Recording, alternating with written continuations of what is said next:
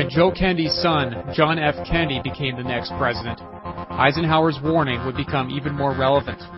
Initially, it was thought that JFK could be easily controlled by the international bankers and the shadow government, which had formed in the post-World War II era.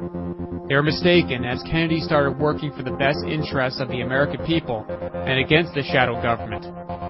Kennedy would sign Executive Order 11,110, which authorized the Treasury to issue silver certificates backed 100% by silver bullion. In other words, Kennedy authorized the Treasury to issue money that was entirely outside the control of the international bankers. Kennedy would even fire Allen Dulles, the powerful head of the CIA, following the failed Bay of Pigs invasion of Cuba. During the 1950s, Dulles would not only be responsible for organizing the coups that toppled the democratically elected Iranian and Guatemalan governments, but he would organize programs like Operation Mockingbird, a campaign to influence foreign and domestic media, as well as MKUltra, a mind-controlled research program. Kennedy was also preparing to have U.S. military forces removed from Vietnam, following the Cuban Missile Crisis. This would have marked a major policy reversal for Kennedy's administration and would have saved the lives of millions of people had this policy been implemented. Kennedy's actions angered powerful figures who had links back to the international banking system, as well as the CIA.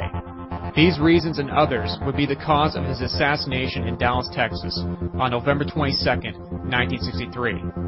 The Warren Commission, which was formed to investigate the assassination, issued an 888-page report concluding that Lee Harvey Oswald was the lone gunman responsible for Kennedy's death. The Warren Commission and subsequent investigations into Kennedy's assassination have been widely criticized and are no longer believed by the public to tell the whole story behind the assassination.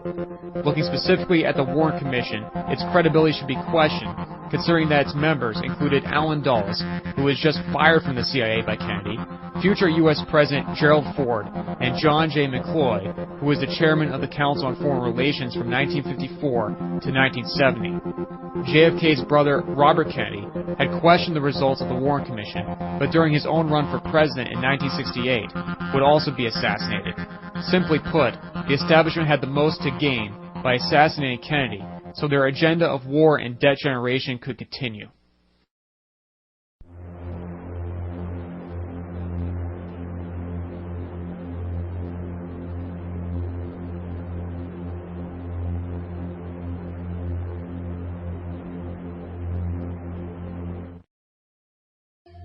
Following Kennedy's assassination, his successor, Lyndon Baines Johnson, would halt the Treasury's issuance of silver certificates, dramatically increase government spending through his Great Society program, and escalate the war in Vietnam. In fact, the Gulf of Tonkin incident, which is widely proclaimed to be the event that triggered the beginning of the Vietnam War, was based off of lies and never even happened. Defense Secretary Robert McNamara would claim that North Vietnamese patrol boats had attacked U.S. warships in the Gulf of Tonkin during two separate incidents on the dates of August 2, 1964 and August 4, 1964. In 2005, historical documents pertaining to the Gulf of Tonkin incident were declassified by the National Security Agency.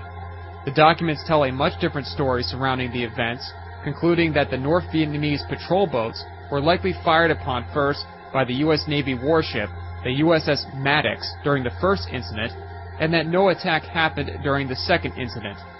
Johnson would use this non-event as justification for military action against North Vietnam. Here is a portion of Johnson's speech in which he misleads the American people as to the true nature of what happened in the Gulf of Tonkin. My fellow Americans, as President and Commander-in-Chief, it is my duty to the American people to report that renewed hostile actions against United States ships on the high seas in the Gulf of Tonkin have today required me to order the military forces of the United States to take action in reply. The initial attack on the destroyer Maddox on August 2nd was repeated today by a number of hostile vessels attacking two U.S. destroyers with torpedoes. The destroyers and supporting aircraft acted at once on the orders I gave after the initial act of aggression. We believe at least 2 of the attacking boats were sunk. There were no U.S. losses. Based on this lie, the Vietnam War plunged the U.S. government into increasing debt, and when it was finally over, resulted in the death of over 58,000 American servicemen and millions of Vietnamese. With the U.S. government borrowing an increasing amount of money to fund wide-reaching social programs and war overseas, foreigners began to question if the U.S. dollar was really as good as gold. With inflation starting to spiral out of control, countries began to demand gold in exchange for their dollars. In response, President Richard Nixon would abruptly close the international gold window on August 15, 1971, ending any foreign redemption of gold for dollars. On this day, Nixon would lie to the American people by falsely claiming that he was protecting the value of the dollar by removing it off of the international gold standard. Nixon was admitting that the U.S. had defaulted on their promise to pay gold in exchange for dollars because the Federal Reserve had created too many dollars out of thin air. This would prove to be a disaster for the value of the U.S. dollar, as inflation would become an enormously huge problem throughout the 1970s. Here is a portion of Nixon's speech. The third indispensable element in building the new prosperity is closely related to creating new jobs and halting inflation. We must protect the position of the American dollar as a pillar of monetary stability around the world. In the past 7 years, there's been an average of 1 international monetary crisis every year. Now, who gains from these crises? Not the working man, not the investor, not the real producers of wealth. The gainers are the international money speculators. Because they thrive on crises, they help to create them. In recent weeks, the speculators have been waging an all-out war on the American dollar. The strength of a nation's currency is based on the strength of that nation's economy. And the American economy is by far the strongest in the world. Accordingly, I have directed the Secretary of the Treasury to take the action necessary to defend the dollar against the speculators. I have directed Secretary Connally to suspend temporarily the convertibility of the dollar into gold or other reserve assets, except in amounts and conditions determined to be in the interest of monetary stability and in the best interest of the United States. Now, what is this action, which is very technical, what does it mean for you? Let me lay to rest the bugaboo of what is called devaluation. If you want to buy a foreign car or take a trip abroad, market conditions may cause your dollar to buy slightly less.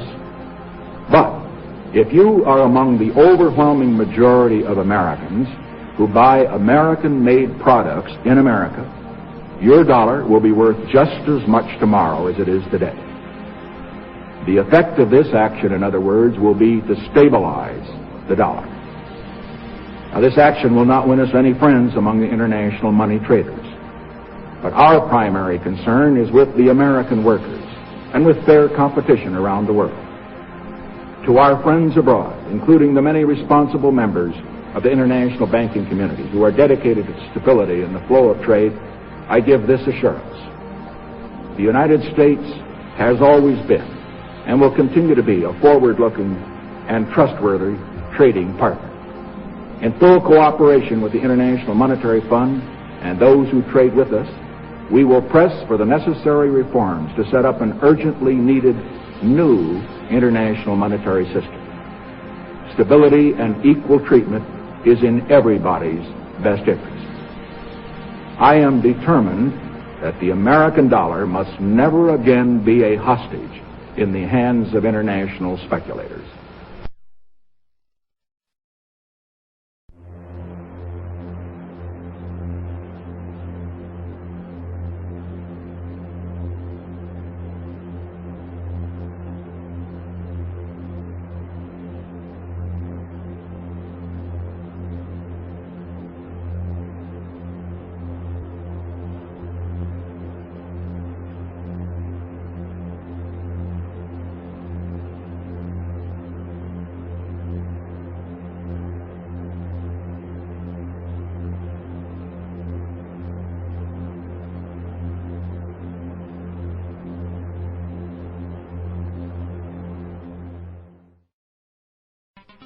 Some have theorized that the international gold standard set up at the Bretton Woods Conference was merely used as a way to slowly transfer the Fort Knox gold out of the United States and into the hands of the international bankers, and that this is why Nixon closed the international gold window, because there wasn't any gold left to redeem.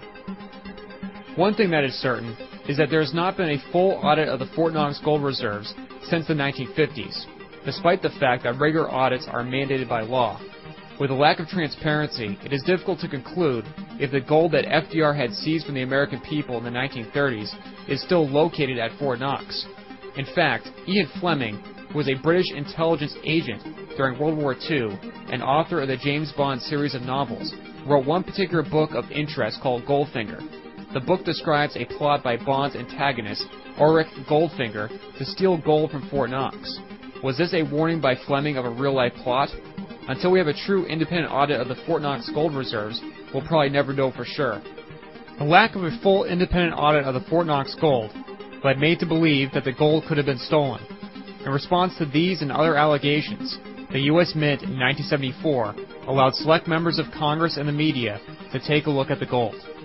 The showing was criticized by many as being an overblown photo opportunity, and the internal audit promised by the U.S. Mint resulted in an audit of only 21% of the gold. Continuing partial audits of the gold would be authorized by the Treasury Department, but questions still remained. If the U.S. Treasury had nothing to hide, why not just conduct a full independent audit to silence conspiracy accusations?